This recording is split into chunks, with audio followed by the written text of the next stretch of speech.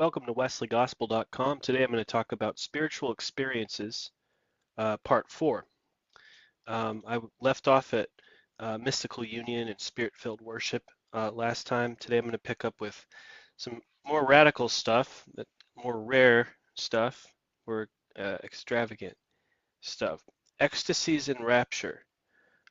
This is the ninth spiritual experience that can come out of the progression of uh, contemplative prayer and or concentrated Pentecostal worship. Um, so just to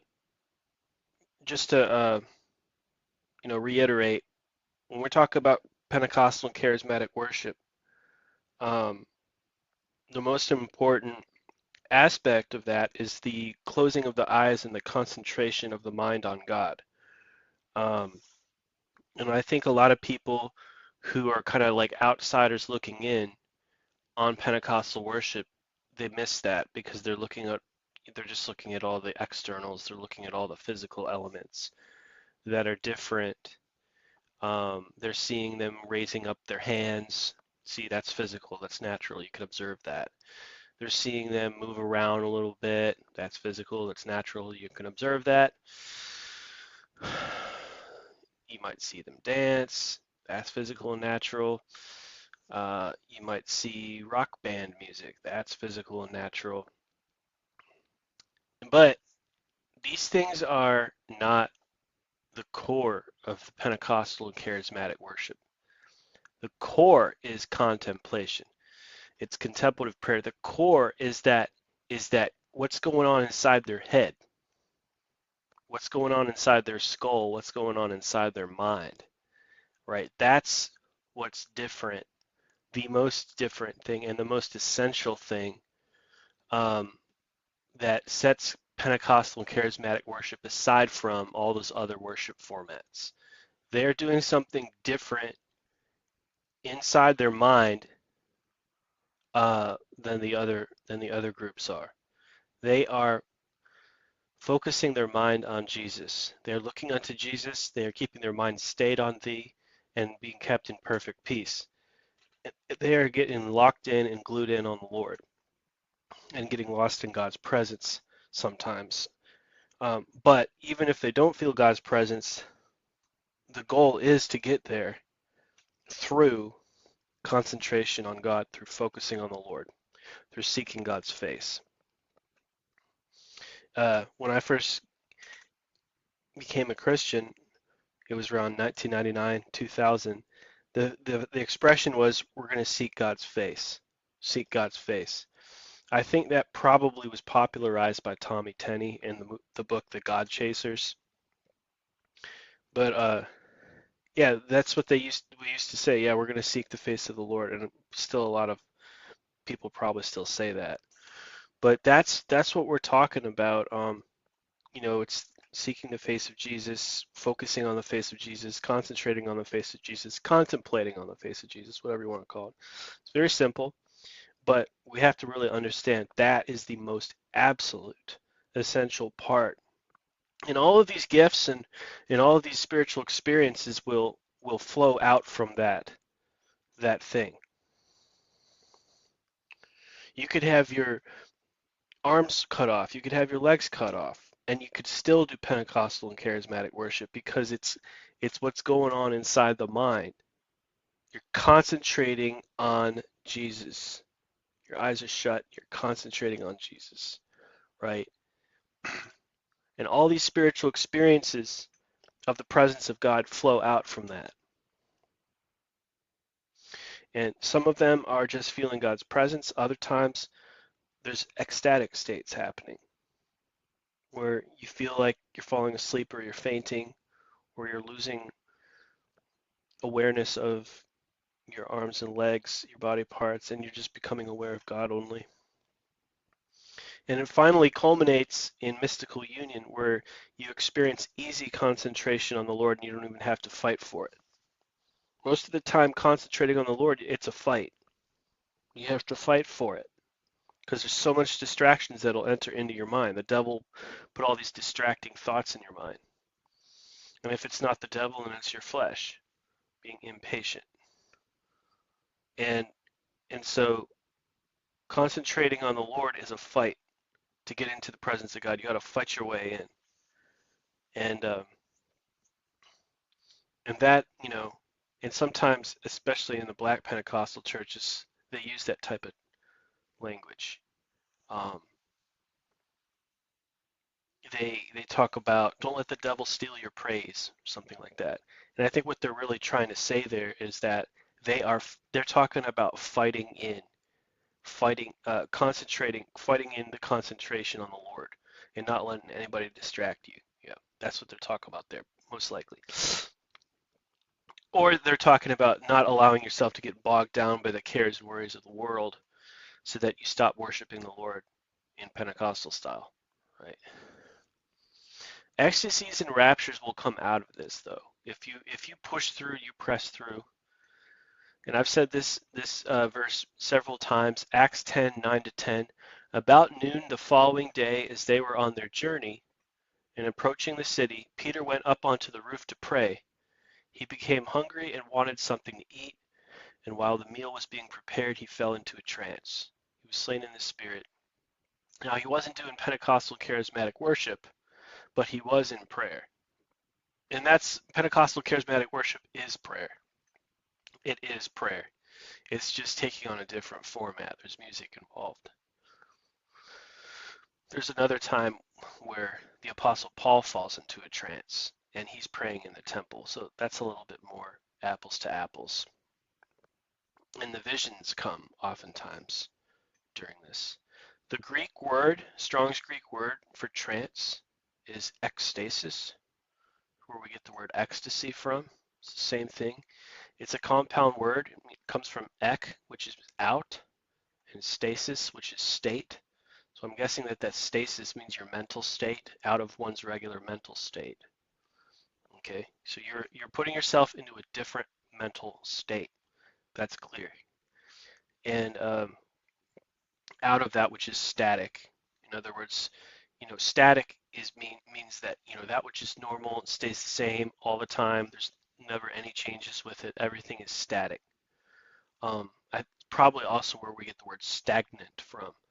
Static means it stays the same all the time, right? So if you're in a natural mind frame, right, your perspective, your worldview, your awareness, your consciousness is static. But when you're ecstatic, right, when you're in ecstasy, you're pulling yourself out of the natural, everyday mind frame into something different. But you don't want to be doing this for prolonged periods of time. You can, if you do this too much, if you get addicted to doing this, as it is possible to get addicted to doing this, especially for women, you don't want to go more than any more than 15 to 30 minutes at a stretch, because it can put a strain on your brain and pull you into psychosis, which is very serious, especially if you do this for hours and hours and hours. And psychosis is basically schizophrenia, and you end up in the mental hospital. So is Pentecostal charismatic worship mentally unhealthy? Is contemplative prayer mentally unhealthy? If you abuse it, yeah, it is. Now, I don't know personally anyone that has ended up in a mental hospital because of Pentecostal and charismatic worship. But what I do know is that it is possible to have spiritual experiences be so blissful that especially women who are the weaker vessels can get really, really addicted to this sort of thing, and it becomes like a drug. And they can get into at least a sleepwalking state, if not in the more rare situations, especially if combined with stress, persecutions, and hostilities. They can end up in a psychiatrist office. So this stuff needs to be moderated 15, 30 minutes at a stretch, like you would in a church service during a praise and worship session. You don't want to be doing it for hours and hours like some of these groups do.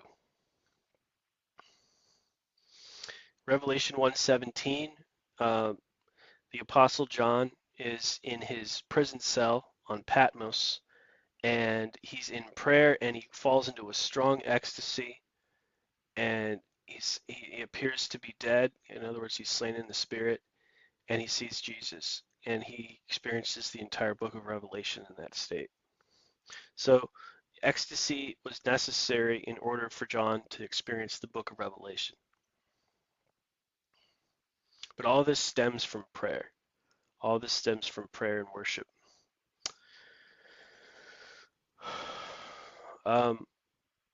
Some Catholic saints, like Saint Teresa of Avila, this might be hard to believe for some of you, and others, like Joseph of Cupertino, have experienced levitation actually. Now, levitation happens during an ecstasy. Levitation is literally floating up into the air and staying there. Um, Now, this is really pushing the limits of uh, supernatural theology right here, um, because everything up until this point, as far as prayer was concerned, a second person or a third person observing the person praying, it's just they're staying there, right? There's nothing like breaking of natural laws that has happened yet, right? They Everything is also subjective, right? So they're all praying and they're worshiping, right? And all the spiritual experiences up until this point were only experienced by the person praying, by the prayer, by the contemplator, by the worshiper, right? They experience the presence of God, but nobody else does around them. Only they experience it. Only they feel it because they're the ones that are concentrating on the Lord, right? So everything is subjective up to this point, but sometimes you can experience, these people can experience a strong ecstasy that comes on real suddenly, okay? And this is called a rapture. This is kind of like slain in the spirit. In fact, it sounds like slain in the spirit but it's slain in the spirit combined with prayer and instant flashings of images in the mind and a quick loss of bodily control. And while this person's in the rapture, they literally float into the air. St. Teresa floated several feet off of the air, and several other nuns in the monastery watched her do this, but she was not able to see herself floating. She was in a state of spiritual sleep. She was slain in the spirit as she was levitating, in other words.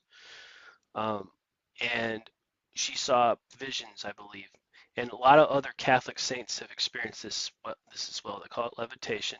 Here's a quote from Scaramelli, A Handbook of Mystical Theology, page 81 and 82. He said, "It is in rapture that levitation occurs, though it is not of itself a proof of rapture, the body being raised and held suspended in the air. And as this may happen towards the beginning of the state, and before the consciousness has been lost, it is possible for the contemplative to realize what is happening." Okay, so sometimes it is possible for them to notice that they're floating in the air.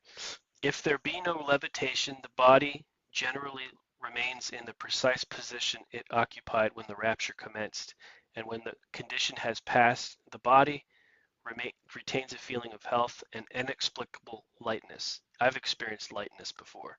I've never experienced levitation, but I have felt lightness before. I'll explain that in a little bit. Uh, Cases have also been known in which rapture has had the effect of curing weakness or ill health. So people actually get physically healed during raptures as well. So, um, and, you know, I've said before that in Pentecostal services, slain in the spirit happens usually among healing ministers. So there's a relationship between, slain in the spirit, fainting in the spirit, falling into a trance. There's a relationship between those things and getting physically healed. Um, because the presence and power of God are on you, and that's where healing comes from. But so also that's where the power to float in the air comes from. Now you might think, why the floating in the air? Look, I don't know. It's a mystery. It's a mystery. I think I one time read that the angels lift you up, just like it says in Psalms, his angels will have charge of thee that you will not strike your foot against a stone. and that the angels are the ones actually lifting you up while the Holy Spirit puts you into this trance. And though it is possible to notice that you're floating up, usually you kind of go to sleep while this happens and see visions and stuff. What it seems to, if anything, it's symbolic of something. It's a sign and it's a wonder. And when God does signs and wonders, uh, it symbolizes or represents something. And it seems to me that if a person is in a state of prayer, and the Spirit comes on them, and they suddenly get, you know, slain in the Spirit and end up floating in the air. First off, everybody's going to be shocked and yelling and shrieking at such a sight. The second thing would be, why is this happening? Well, I would have to say theologically it probably means something along the lines of, uh, they that wait upon the Lord shall renew their strength and shall mount upon the wings like eagles. It seems to represent that this person has climbed up uh, into heavenly places with Christ. And here's a little bit of levitation to signify that to others. Because the person that's levitating doesn't even really know it half the time. So the levitation really seems to be more of a sign and a wonder to onlookers.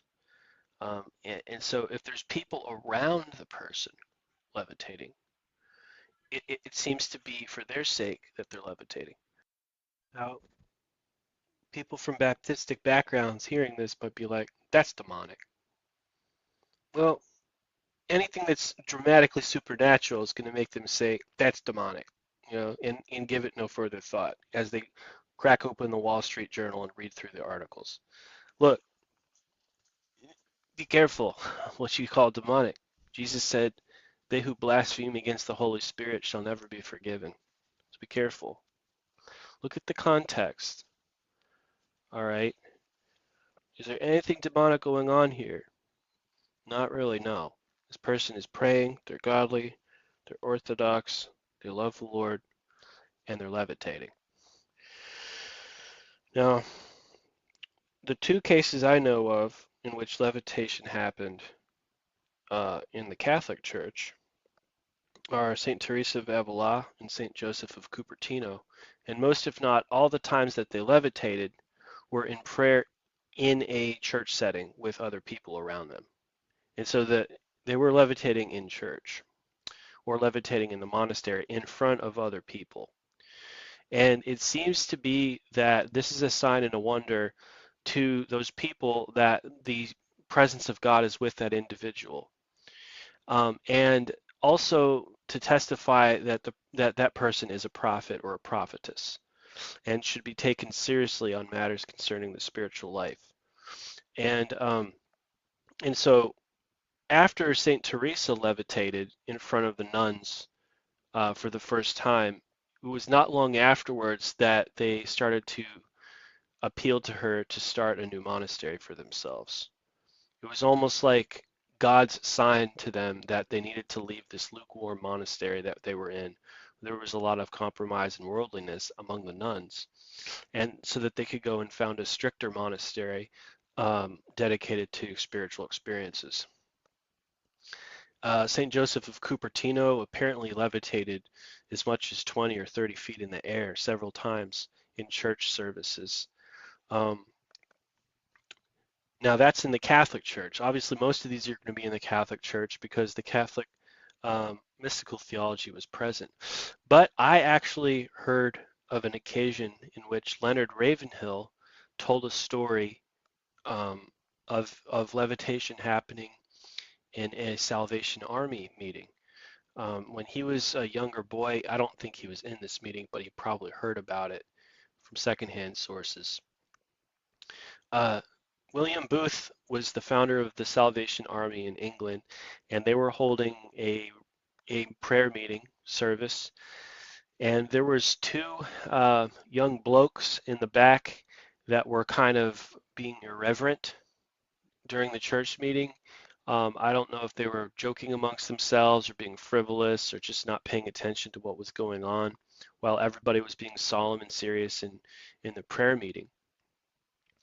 And then all of a sudden, these two guys levitated uh, in the back of the church. The two of them levitated, and then their bodies started to float over the entire congregation from backwards to the forwards, and they were placed down at the altar for prayer.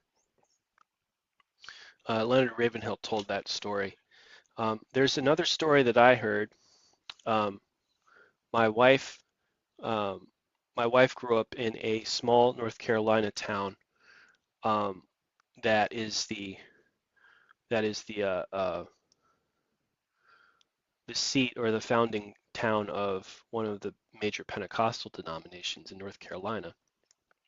And I heard a story once that several years back, an old woman who was about 70 years old levitated, not in the same way as the men who literally floated all the way, not touching anything. But she was 70 years old and she skipped, hopped, and jumped over all the pews on her tiptoes, as if she was barely even touching them. And she did this from the back all the way up to the front, just like the other people did. Um, is this in the Bible? Yeah, Jesus walked on water. That's some degree of levitation going on there. Um, and of course, he ascended into heaven. That's levitation as well. Um, the prophet Elijah was taken up in a chariot up to heaven. And there you can actually see what's causing the levitation. In that case, it's angels that are causing it. So levitation is biblical. It's rare, and it only happens to very holy prayer warriors, intercessors, contemplators, worshipers, prophets, and saints.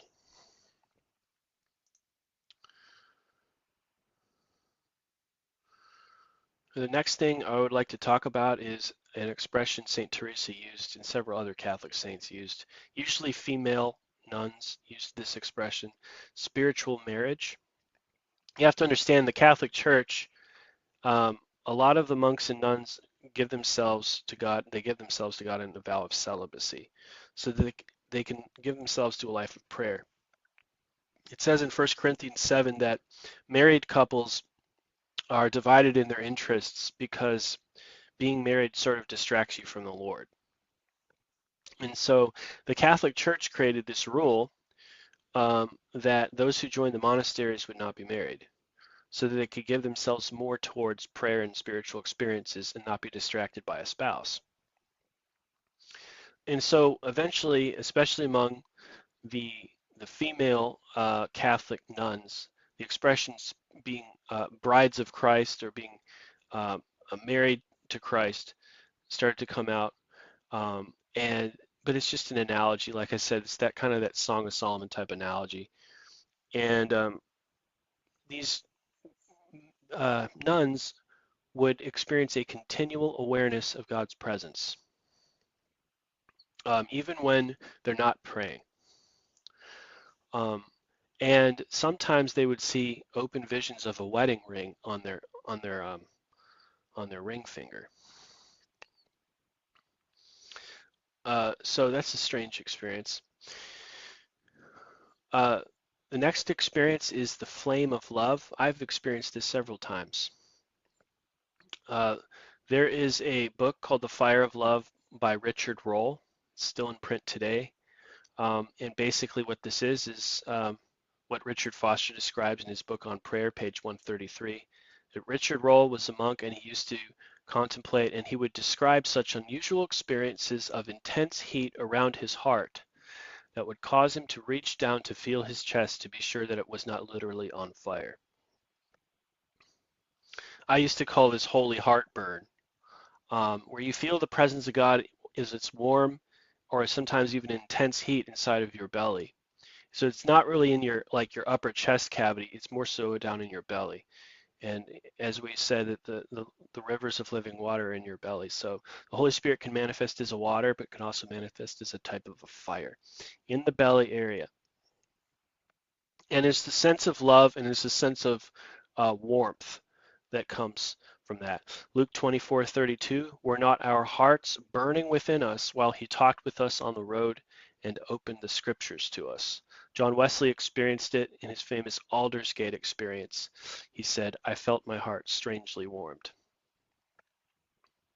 So that's an interior experience of the presence of God. I'm going to stop there.